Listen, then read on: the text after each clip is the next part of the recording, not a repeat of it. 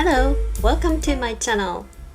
Today I am very excited because I received something that I was waiting for 2 weeks and it is a game changer. It's been about a month since I was diagnosed with diabetes, so I am still pretty new to this whole thing.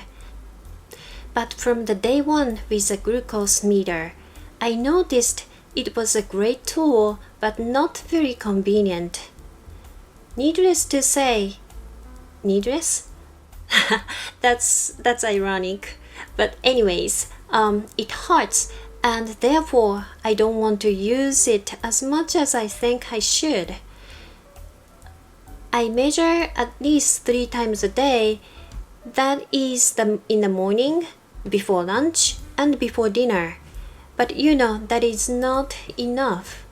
I can know where my baseline is, but I want to know how much it gets up, in what time range, when do I reach the peak, to what food I am reacting more or less.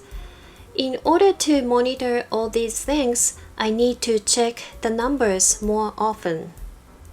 So I was poking my fingers 6 to 7 times a day recently, and surely my fingers hurt so much. As someone who plays the violin occasionally, it is a crying matter, really. So I started searching about the CGM, continuous glucose monitor. It sounds great and reliable. Many diabetic YouTubers and doctors are actually using and they are highly recommending it. But I also found a much cheaper and easier looking device, and that is this. I am not affiliated or anything, but I just found this smartwatch online. It claims it can check all kinds of health numbers like heart rates, blood pressure, body temperature, as well as blood glucose level. Some reviewers are saying that it didn't work for them, but mine works perfectly. Only thing is that it uses a different unit. I live in the US and use milligrams per deciliter. I need to do some math.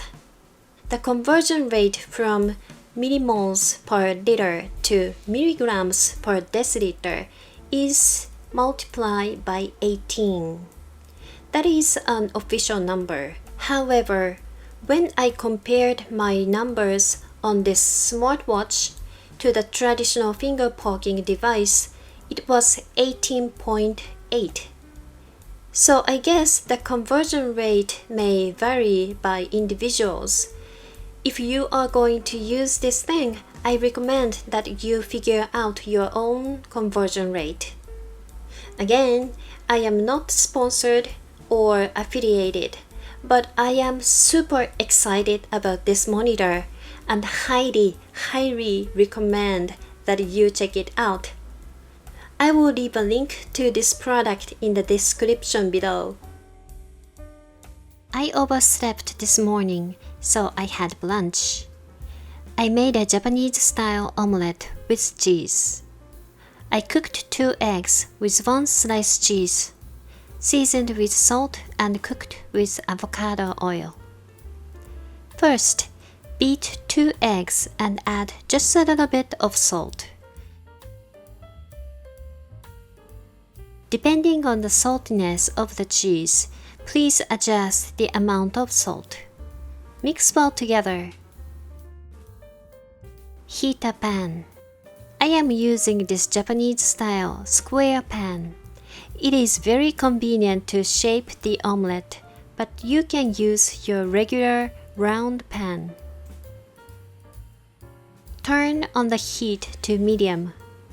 Grease the pan with oil and pour half to 3/4 of the egg to the pan. Quickly stir and spread the egg. Once the egg cooked slightly, put the sliced cheese in the center. Then, gently fold the egg from the far edge toward you. Maybe you can fold it 3 to 4 times.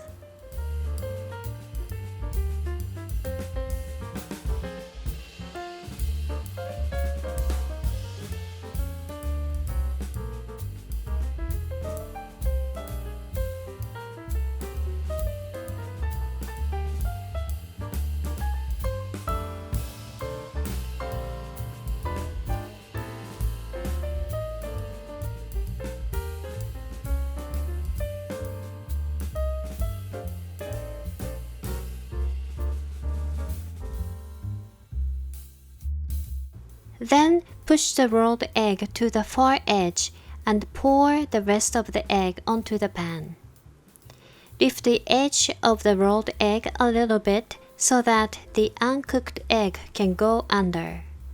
Then fold the egg again until it becomes like a nice oblong shape.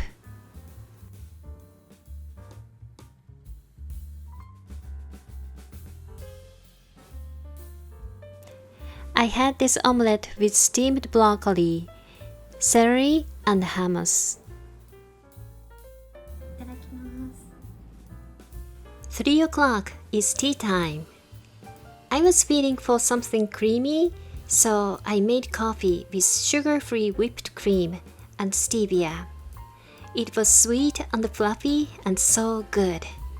But after I had a sip, I looked at the nutritional fact label on the stevia and found out that it was not as sweet as I thought.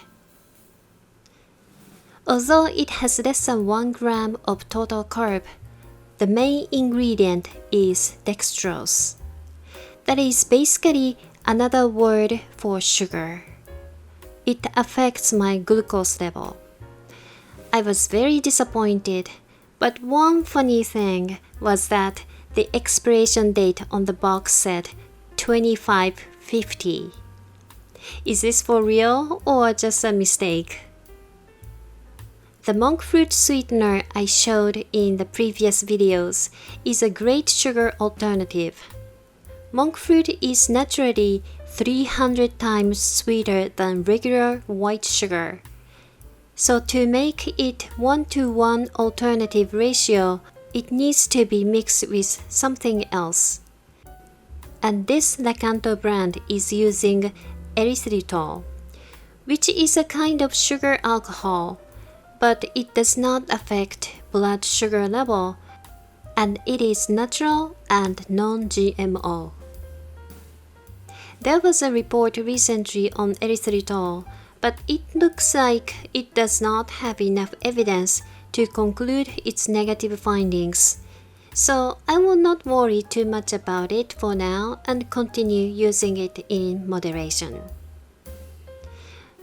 I enjoy coffee just straight as well, so I think from now on, I will just drink it plain or with sugar-free whipped cream.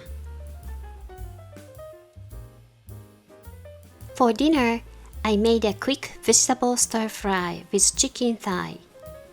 I seasoned them with salt and pepper only, but it was really tasty.